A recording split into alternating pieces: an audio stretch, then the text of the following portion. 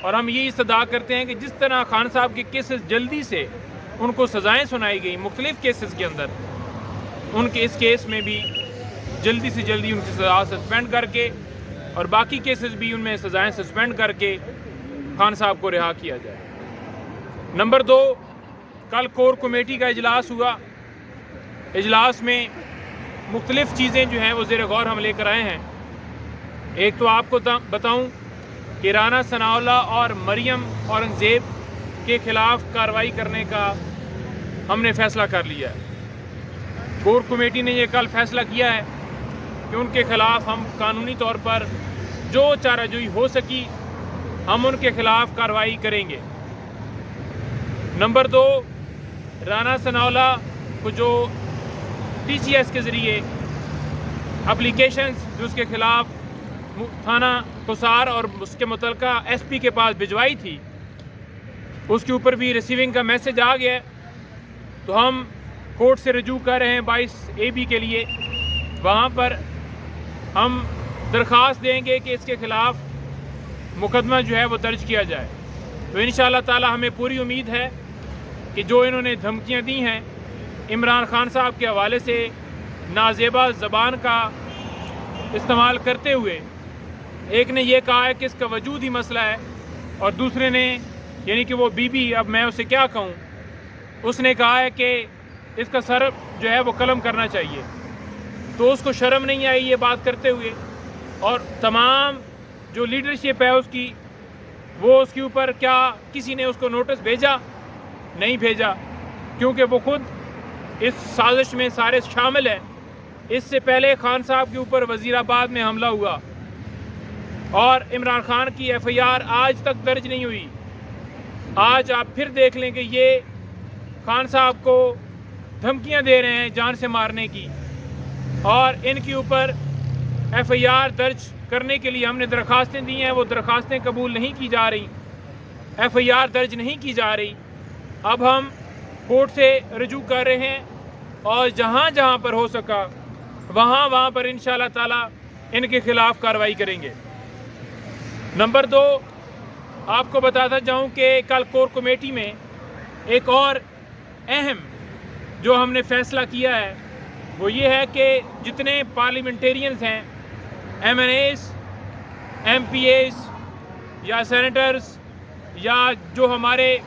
ہارے ہوئے جتنے لوگ ہیں، تمام جو ہے وہ ایک لائحہ عمل تیار ہو رہا ہے۔ اڈیالہ جیل کے باہر ہم جائیں گے، بھرپور طریقے سے اپنا پرامن احتجاج ریکارڈ کریں گے۔ انشاءاللہ اسلام آباد کے اندر جلسے کے حوالے سے بھی کل مشاورت ہوئی ہے، تو جو ہی کورٹ سے اجازت ملے گی تو انشاءاللہ اسلام آباد میں جلسہ ہوگا۔ نمبر 2، کراچی میں جلسہ جو ہے اس کا انعقاد جو ہے حلیمہ عدل شیخ صاحب پوری اپنی تنظیم کے ساتھ، سارے MNAs MPAs کے ساتھ مل کر وہ سارے وہاں پر کر رہے ہیں، اور اس کے بعد کوئٹہ کے اندر جلسہ جو ہے وہ وہاں پر انعقاد ہوگا، اور اسی طرح سے ہم پورے پاکستان میں یہ سلسلہ جو ہے وہ لے کر جا رہے ہیں، اور یہ سلسلہ اس وقت رکے گا جب عوام کا مینڈیٹ واپس کیا جائے گا، ہمارے کپتان کو رہا کیا جائے گا، تمام بے گناہ ورکرز، خواتین، بزرگ، ہمارے سینیٹرز، MNAs، سابقہ گورنر، جتنے ہمارے وہاں پر بے گناہ قید ہیں، ملٹری کے ٹرائل کے اندر لوگ ہیں، جو ملٹری کسٹڈی میں جو اس وقت لوگ ہمارے گرفتار ہیں، ان سب کی رہائی اور ملک کی خوشحالی کی طرف گامزن ہونے تک یہ جو احتجاج، یہ ریلیاں، یہ جلوس، یہ جلسے جاری رہیں گے۔ اور آخر میں یہ کہوں گا کہ یہ ان کی بھول ہے، جن لوگوں نے عمران خان صاحب کے اوپر کیسز درج کیے، پوری پارٹی کے اوپر کریک ڈاؤن کیا، ہماری ریزرو سیٹیں کسی اور کو دے دی گئی جو ان کا حق ہی نہیں بنتا تھا۔ یہ ان کی بھول ہے کہ ان سے مینڈیٹ واپس نہیں لیں گے، ان کی بھول ہے کہ ان سے مخصوص نشستیں جو ہیں جو ہماری چھین کر کسی اور کو دے دی گئی ہیں وہ واپس نہیں لیں گے۔ اور نمبر 3، ان کی بھول ہے کہ یہ عمران خان کو، ہمارے ورکرز کو جیل میں رکھیں گے۔ انشاءاللہ تعالی हर तरह की रेजिस्टेंस, मुज़ाहमत और हर तरह का जितना कानून के आइन के पैरामीटर के अंदर रह के हो सका, पाकिस्तान तहरीक इंसाफ हर तरीके से वो करने जा रही है। कोर कमेटी ने बड़ा स्ट्रांगली, बड़ा सख्ती से इन तमाम चीज़ों के ऊपर नोटिस लिया हुआ है और इंशाअल्लाह ताला आप देखेंगे कि कुछ दिनों में और रमज़ान से ख़ास तौर पर बाद आप देखेंगे कि ये सिलसिला जो है ये बदल गया। कोई है सवाल? ये बताएं कि गुज़श्ता रोज़ कोर कमेटी का इजलास था और वहाँ पे कोर कमेटी के मेंबरान के दरमियान तल्ख़ कलामी की कुछ खबरें हमारे सामने आई। क्या सदाकत है उसमें शेर अफजल मरवत की और नियाज़ुल्लाह नियाज़ी के दरमियान जो तल्ख़ कलामी हुई, क्या वो हकीकत है और अगर हुई है तो उसकी वजह क्या है? देखिए, पहली बात तो ये है कि बातचीत हो जाती है एक दूसरे के साथ, वो जमहूरियत का एक हुस्न है और किसी को किसी दूसरे के ऊपर एक हक भी होता है। हम एज ए टीम है, हम एज ए पार्टी, हम एज ए ब्रदर्स, हमारा एक दूसरे के साथ गिले शिकवे हो सकते हैं, किसी के बयान के ऊपर हो सकता है, लेकिन सिर्फ़ और सिर्फ इस वक्त मीडिया की तवज्जो खान साहब के केसेस, अवाम के मैंडेट और जो मुल्क के अंदर जुल्म जबर हो रहा है, सिविलियन का मिलिट्री ट्रायल हो रहा है, इन सारी चीज़ों से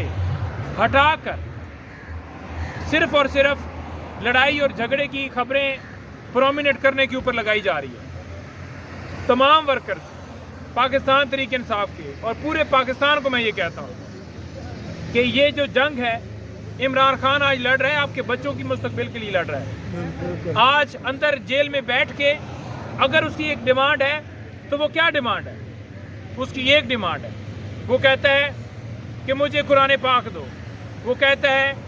कि मुल्क के अंदर रूल ऑफ लॉ हो, वो कहता है कि मुल्क के अंदर खुशहाली हो।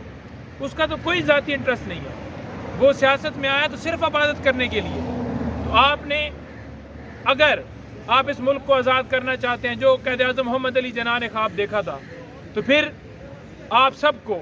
इमरान खान का साथ देते हुए आगे बढ़ना होगा और घरों में बैठ के जितना आपने सबने सोशल मीडिया के ऊपर हर जगह के ऊपर आपने आवाज़ उठाई, गिरफ्तारियां दी, आपके ऊपर FIRs हुई, सारा कुछ किया, लेकिन ये जो वक्त है ये निकलने का है। हर तहसील से 2000 बंदा और एक ज़िले में 8 से 10 तहसीलें होती हैं, तो अगर देखें तो